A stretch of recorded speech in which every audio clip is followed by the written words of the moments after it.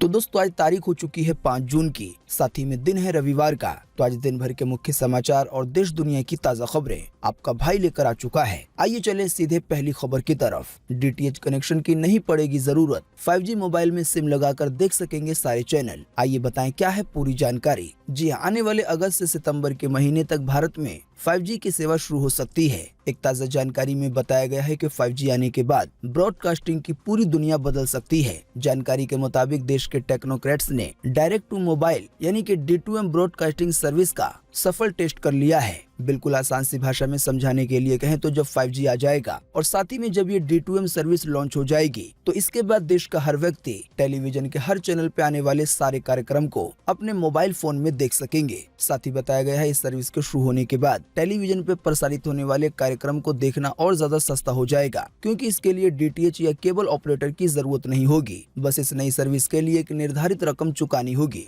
आइए चले अगली खबर की तरफ। यूपीआई यूजर के लिए खुशखबरी, पेमेंट फेल होने पे तत्काल हो जाएगा समाधान, यानी कि बैंक वगैरह से संपर्क नहीं करना पड़ेगा। जी हाँ, यूपीआई हाल के वर्षों में सबसे ज्यादा इस्तेमाल किए जाने वाले डिजिटल पेमेंट के रूप में उभरा है। हालांकि कई बार यूपीआई यूजर पेमेंट फेल होने से परेशान हो जाते हैं, पर ताज़ा जानकारी के मुताबिक अब ऐसे यूजर के लिए खुशखबरी आई है। और ज्यादा आसान सी भाषा में समझाने के लिए कहें तो अगर कोई यूपीआई से पेमेंट करता है और उसका पेमेंट फेल हो जाता है पर उसके खाते से पैसे कट जाते हैं, तो फिर इस फेल ट्रांजैक्शन के मामले को हल करने के लिए ज्यादा समय नहीं लगेगा। जो पैसे कटे हैं वो हाथों हाथ अकाउंट में आ सकते हैं, या अगर कोई दूसरा हल होगा तो उसके बारे में भी हाथों हाथ बता दिया जाएगा, ताकि पेमेंट करने के बाद इंतजार न करना पड़े। आइए चले अगली खबर की तरफ। इराक में नोज ब्लीड फीवर ढा रहा है कहर। इस बीमारी से हर 5 में से 2 मरीजों की हो रही है मौत। आइए बताएं ज्यादा जानकारी। जी हाँ, इराक में इन दिनों नोज ब्लीड फीवर के 111 मामले सामने आए हैं। आसान सी भाषा में कहें तो ये एक इस तरह का बुखार है जिसके हो जाने पर नाक से खून आता है। बताया गया है 111 लोगों में से अभी तक 19 लोगों की मौत हो चुकी है। साथ ही कुछ दूसरी रिपोर्ट्स के मुताबिक नोज ब्लीड फीवर से ऐसा भी होता है कि 5 मरीजों में से 2 लोगों की मौत हो जाती है।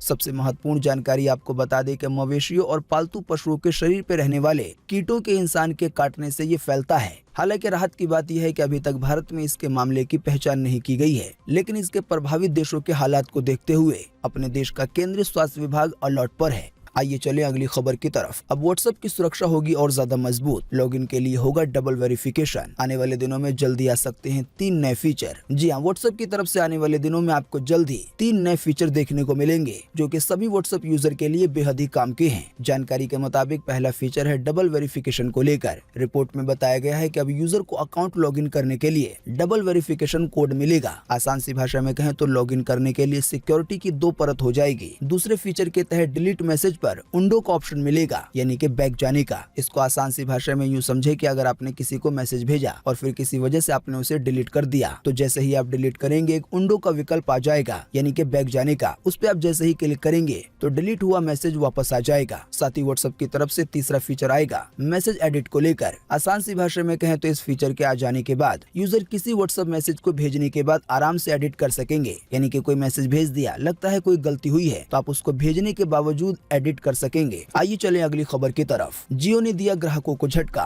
रिचार्ज प्लान के दाम में कर दी है 150 रुपए की बढ़ोतरी। जी अभी हाल ही में कुछ दिनों पहले रिपोर्ट्स आई थी कि टेलीकॉम कंपनियां जून के महीने के बाद से रिचार्ज प्लान के दामों में 20% तक बढ़ोतरी कर सकती हैं। तो फाइनली जियो की तरफ से रिचार्ज प्लान के दामों में बढ़ोतरी कर दी गई है। हालांकि फिलहाल राहत की बात यह है कि केवल एक प्लान में बढ़ोतरी की गई है, और ये वो प्लान है जो कि जियो फोन वाले यूज करते हैं। आप नहीं जानते तो आपको बता दें कि अभी तक एक 749 रुपए वाला प्लान आता था, जिसमें कॉलिंग की सेवा 1 साल के लिए होती थी, डेटा केवल 24 GB मिलता था। हालांकि अब ताज़ा जानकारी के मुताबिक इस प्लान में 150 रुपए की बढ़ोतरी की गई है, यानी कि 749 रुपए वाला प्लान 899 रुपए का हो गया है। साथ ही आपको बता दें आने वाले दिनों में ऐसा हो सकता है कि सभी रिचार्ज प्लान के दाम बढ़ जाएं, क्योंकि इस तरह की रिपोर्टें अभी हाल ही में आई थी सभी टेलीकॉम कंपनियों को लेकर। आइए चले अगली खबर की तरफ। लोन की EMI हो सकती है महंगी। अगले हफ्ते होने वाली समीक्षा बैठक में बड़े फैसले लेगा RBI, यानी कि रिजर्व बैंक ऑफ इंडिया। जी हाँ, ताज़ा जानकारी के मुताबिक RBI अगले हफ्ते में होने वाली समीक्षा बैठक में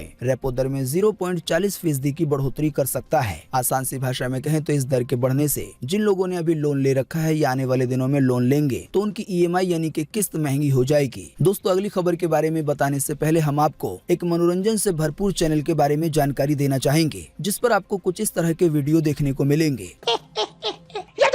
भाऊ तो यार, तुमसे जो न्यूज बोली है न्यूज चुपचाप से बता दो बस। अच्छा ठीक है बता रहे। देखो पहली न्यूज तो ये जियो जो है वो 90 दिन के लिए डाटा प्लान लाया है। ऐसा है? हम जियो भी नहीं चलाते, फिर क्या चलाते हो? हम एयरटेल चलाते, एयरटेल। एयरटेल? कैसे घटिया नेटवर्क देता उसको चलाते हो? ऐसा है? यहाँ नेट और नेटवर्क की बातें करना है तो भाई यहाँ से। तो दोस्तों अगर आप इस कार्टून वीडियो को पूरा देखना चाहते हैं तो इसका लिंक आपको इसी वीडियो के नीचे डिस्क्रिप्शन में मिल जाएगा। बाकी आने वाले दिनों में इस चैनल यानी कि कार्टून टीवी पर आपको इसी तरह के कई वीडियो देखने को मिलेंगे जो कि बेहतरीन हंसी और मनोरंजन से भरपूर होंगे। तो अगर आप इस तरह के वीडियो देखना चाहते हैं तो उस वाले चैनल को भी सब्सक्राइब कर लें और बेल का आइकन जरूर दबाएं। साथ ही अगर आपको वीडियो अच्छा लगता है तो उसे लाइक भी करें। साथ ही कोई सुझाव है या कोई शिकायत है तो उसको कमेंट भी करें। आइए चलें अगली खबर की तरफ। फिर से लौट रहा है कोरोना। महाराष्ट्र और केरल में डरा रहे हैं मामले।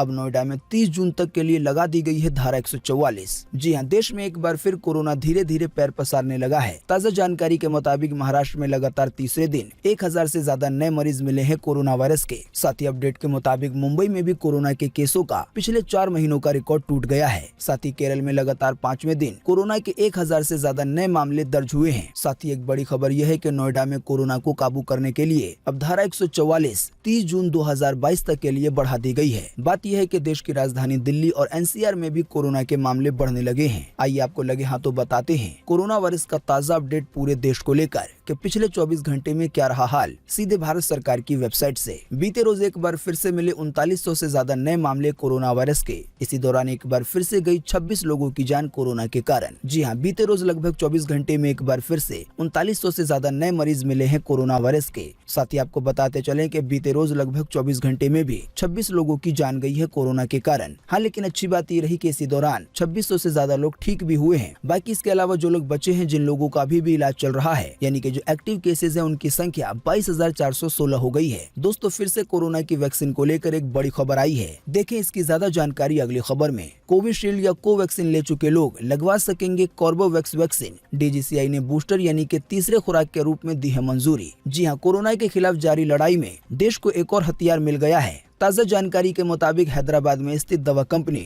बायोलॉजिकल की कोरोना रोधी वैक्सीन, जिसका नाम है कॉर्बेवैक्स, इसको आपातकालीन स्थिति में इस्तेमाल किया जा सकेगा। साथ ही बताया गया है इस वैक्सीन को बूस्टर डोज यानी कि तीसरे खुराक के रूप में इस्तेमाल किया जाएगा। हालांकि अभी इसको केवल 18 साल या इससे ऊपर के लोगों को लगाया जाएगा। आइए चले अगली खबर की तरफ। सेना में 4 साल के लिए होगी सैनिकों की भर्ती, फिर कर दिया जाएगा रिटायर। सरकार बना रही है अग्निपथ प्लान। जी हाँ, देश की 3 सेनाओं में जवानों की भर्ती के लिए शीर्ष सैन्य अधिकारी नई योजना बना रहे हैं। जानकारी के मुताबिक सेना को लेकर एक अग्निपथ नाम की योजना की खबर आई है। बताया गया है इस योजना के मुताबिक पहले जवानों को 6 महीने की ट्रेनिंग दी जाएगी। 6 महीने पूरे होने के बाद जवानों को केवल 4 साल के लिए सेना में भर्ती किया जाएगा। बताया गया है इस 4 साल के दौरान जवानों को अग्निवीर के नाम से जाना जाएगा। 4 साल का समय पूरा हो जाने के बाद लगभग 75% जवानों को रिटायर कर दिया जाएगा। इसके बदले में उन्हें 10 से 12 लाख रुपए धनराशि दी जाएगी। बाकी जो बचेंगे लगभग 25% तो इनको लंबे अवधि के लिए सेना में नौकरी दे दी जाएगी। दोस्तों अगली खबर के बारे में बताने से पहले आपके लिए एक बड़ा सर्वे और एक बड़ा सवाल इसी खबर से जुड़ा हुआ। दोस्तों आपको इसी वीडियो के नीचे कमेंट बॉक्स में कमेंट करके बताना है कि रिचार्ज प्लान के दाम बढ़ने चाहिए या नहीं।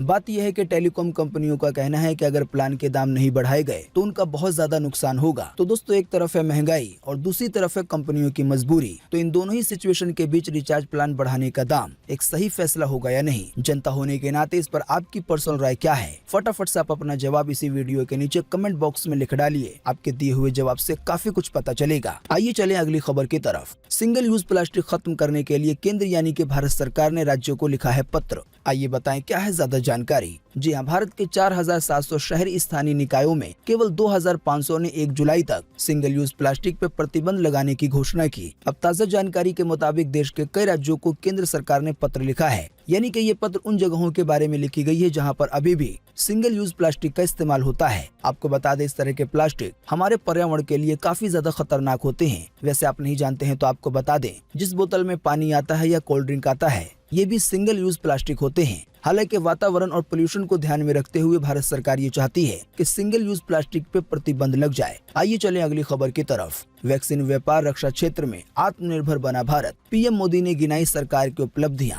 कि 8 साल में क्या क्या बड़े काम किए। जी हां, प्रधानमंत्री नरेंद्र मोदी ने बीते शनिवार को अपनी सरकार के 8 साल पूरे होने के मौके पर सरकार द्वारा किए गए सुधारों की तारीफ की। साथ ही में ट्वीट करके इस बात की जानकारी जनता को दी कि बीते 8 सालों में कौन कौन से बड़े काम किए हैं। पीएम मोदी ने जो तस्वीर साझा की है उसमें 9 बड़े कामों के बारे में बताया है, जैसा कि पहला है सर्जिकल स्ट्राइक। साथ ही बताया है कि आतंकी हमलों में 52% की कमी आई है। इसके अलावा तीसरा बड़ा काम बताया गया है आर्टिकल 370 को लेकर। साथ ही एक और बड़ी उपलब्धि बताई गई है कि भारत ने दुनिया के कई देशों को अपने यहाँ से वैक्सीन दी कोरोना की। बाकी इसकी और ज्यादा जानकारी आपकी स्क्रीन पे दिखाई जा रही है, आप चाहें तो वीडियो को रोककर देख सकते हैं। आइए चले अगली खबर की तरफ। कानपुर हिंसा के मास्टरमाइंड समेत 24 लोगों को किया गया गिरफ्तार। वीडियो फोटो के आधार पर पहचाना जा रहा है। जी हाँ, उत्तर प्रदेश के कानपुर में नई सड़क पे हिंसा की साजिश रचने वाले मास्टरमाइंड हयात जफर हाशमी समेत 24 लोगों को गिरफ्तार किया गया है। जानकारी के मुताबिक जफर समेत मुख्य 4 साजिशकर्ताओं को क्राइम ब्रांच ने लखनऊ के हजरतगंज स्थित एक मकान से दबोचा। साथ ही बताया गया है कि आरोपियों के पास से कई अहम दस्तावेज बरामद हुए हैं। साथ ही ये जानकारी दी गई है कि पुलिस अब साजिशकर्ताओं का कनेक्शन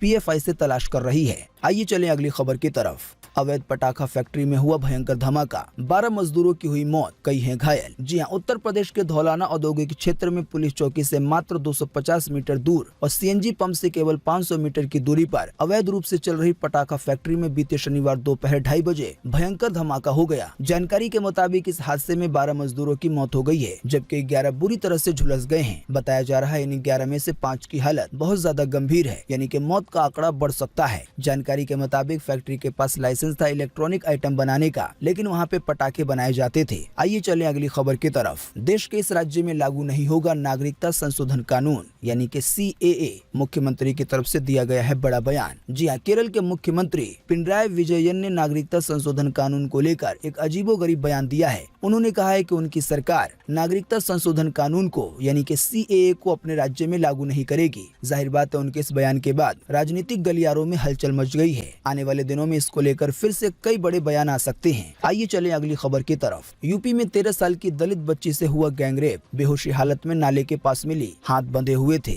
बाद में हो गई मौत। जी हाँ, उत्तर प्रदेश के चित्रकूट जिले के पहाड़ा थाना क्षेत्र में 13 साल की दलित बच्ची से गैंगरेप का मामला सामने आया है। जानकारी के मुताबिक बच्ची एक नाले के पास से बेहोश हालत में मिली, उसके दोनों हाथ बंधे हुए थे। बच्ची को इसी गंभीर हालत में हॉस्पिटल में भर्ती कराया गया, हालांकि इलाज के दौरान उसकी मौत हो गई। जाहिर बात है इस तरह की घटना से एक बार फिर से हड़कंप मच गया है। बताया गया है इस मामले में 3 आरोपियों को अरेस्ट किया गया है। साथ ही पुलिस का कहना है कि पोस्टमार्टम रिपोर्ट का इंतजार किया जा रहा है, इसके बाद कार्रवाई आगे बढ़ाई जाएगी। आइए चलें अगली खबर की तरफ। हैदराबाद गैंगरेप केस में लिया गया बड़ा एक्शन, कई आरोपी लिए गए हैं हिरासत में, इनमें से 3 है VIP के बेटे। जी हाँ, हैदराबाद गैंगरेप केस मामले में पुलिस ने अभी तक 5 आरोपियों की पहचान की है, जिसमें से 3 नाबालिग हैं। साथ ही ये जानकारी दी गई है कि जिन लोगों को पकड़ा गया है, यानी कि जिन लोगों ने गैंगरेप को अंजाम दिया, उसमें से 3 VIPs के बेटे हैं, यानी कि बड़े बड़े लोगों के। वैसे आप नहीं जानते हैं तो आपको बता दें, इस केस में एक लड़की के साथ कार के अंदर कई लोगों ने मिलकर अभी हाल ही में गैंगरेप को अंजाम दिया था। तो दोस्तों आज 5 जून 2022 के यही मुख्य समाचार और बड़ी खबरें थी। उम्मीद करते हैं इससे आपको काफी कुछ जानकारी मिली होगी। हम बस इसके बदले में आपसे इतना ही चाहते हैं कि आप इस वीडियो को लाइक कर दें और शेयर कर दें, क्योंकि आपका लाइक और शेयर करना ही होता है हमारी मेहनत का फल। वीडियो देखने के लिए आपका बहुत बहुत धन्यवाद। Thanks for watching.